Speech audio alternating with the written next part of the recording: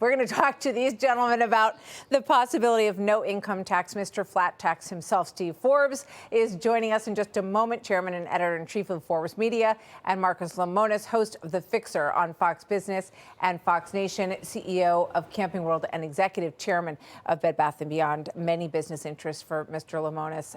Thank you very much. Great to have both of you with us today. We're waiting for President Trump to get going here. But in the meantime, he said that you won't have to pay taxes in the not too distant future, Steve. You won't have to pay income tax because the money we're taking in is so great. It's enormous. He's referring to the tariffs. Your reaction to that? That sounds nice. And then you look at the numbers.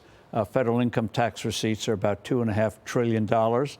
Tariff receipts are about $300 or $400 billion. Let's take a look at those numbers on the board. We have those. Okay. So you got a $2 trillion gap. Moreover, 40% of households don't pay federal income tax. So if they get hit with a 50, 60, 70% tariff, what are you going to do for them? So they got a lot of work to do on it.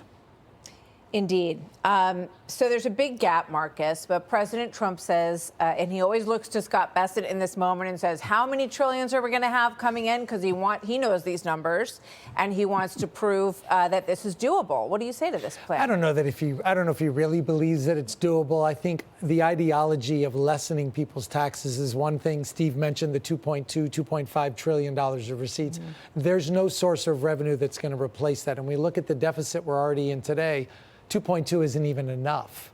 So I think that President Trump is acknowledging the affordability, even though he doesn't want to use that word. 76% of people think it's a word.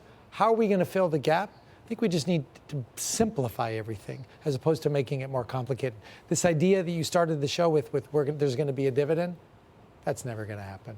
You don't think that people will get $2,000 in the tariff dividend? Where's the money coming from? It's coming from everything that they have presented to us about these tariff deals and that we got such a raw deal over the last several decades. He pointed specifically to South Korea and Japan. A lot of our friends, he said, I don't want to mention our allies. And then he started naming these countries by rote. I think you're going to have consumers more focused on how are you going to lower my housing costs? How are you going to lower my food prices? I appreciate that you want to give me money back, but if you could just lower things, that'd be better. All right, let's take a look at this. This is from a Wall Street Journal op-ed that I believe you reposted the other day, Steve, because you're supportive of this idea. Trump needs a supply-side solution. And that's really the heart of what you are both getting at here. Matthew Hennessy writes this: ditch the populist mumbo-jumbo about tariffs. Republicans across the country should focus on shrinking the government, that's right, promoting economic dynamism. Instead of trying to buy voters with mailbox money, let's keep more of their weekly paychecks, Steve. Well, that's the thing. The only way we're going to get out of this mess is through economic growth. Trying to cut spending in this environment, it's like trench warfare in World War I. You're going to have very small gains, a lot of political capital. So reducing income tax rates, they should have done that in the big, beautiful bill. Maybe another reconciliation bill, they can make some sizable cut in tax rates. And that's how you get the economy going. The president is right. The Federal Reserve should be cutting interest rates, get over this idea that prosperity causes inflation. Devaluing the dollar causes inflation. Mm-hmm. So I hope the next Fed chairman realizes stable value for the dollar, stop trying to trash the economy, and put in these pro-growth things. One of the best things they've done is reducing regulations, which is an enormous tax on the American people. So let's go with what we know works. And when you have growth, when people really start to see their paychecks buying more and their paychecks going up, suddenly the mood changes for the better. Yeah, that's part of the problem here, because the current inflation rate is at 3%, and inflation has outpaced wage growth in 2025. So people are still seeing prices rising faster than their wages are rising.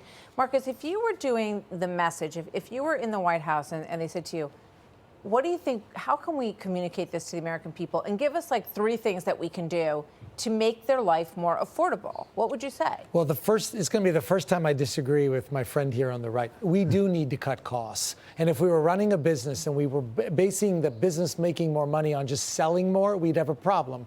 We have an infrastructure problem, and American voters believe that the government spends too much and wastes too much. period, hard stop. So I would say, got to get back to the Doge message Yes. of got to cut expenses. The second thing is what this dividend check is starting to feel like is it's starting to feel like entitlements. And when we say we don't like socialism, but we're going to redistribute money, that starts to become a little bit of a problem for me. So I would say, let's get our messaging right around constricting costs and trying to find new ways to generate revenue. I think the last piece and anything else is what are the most important hot buttons for voters today? Housing and food. And let's go straight at those and solve those two problems. So what about, we're waiting for the president. Do we have the president yet? No, okay, we're waiting for the president, so that gives us a couple more minutes to talk about this. But, you know, instead of $2,000 in a mailbox check, as Hennessy says in this piece, what if that money came in the form of a tax incentive? If if you buy your first home, you're going to get, pre-tax dollars in order to make your down payment. Or if you want to start a small business, we're going to make it easier for you to start a small business. What if it came in that form, Steve? Well, I think those are the kinds of things that people want to see and feel. On the mortgage market, one of the things that hurt the housing market is a lot of people got these juicy 3% mortgages and don't want to move. So why not have portable mortgages? The industry hates it, but it would be good to get the housing market more fluid again. And why not highlight around the country regulations in Texas, to do a development in Texas where you can actually get it done, approved in a matter of weeks or months, versus California. Newsom land, and see what it takes there, weeks versus years, and highlight there. A lot of this is locally made, these restrictions on trying to get a development done. Highlight them. And then on health care, that's going to be another big issue. All right, guys, thank you very much. Steve Forbes, Marcus Lemonis, great to see both of you. Hey, Sean Hannity here. Hey, click here to subscribe to Fox News YouTube page and catch our hottest interviews and most compelling analysis. You will not get it anywhere else.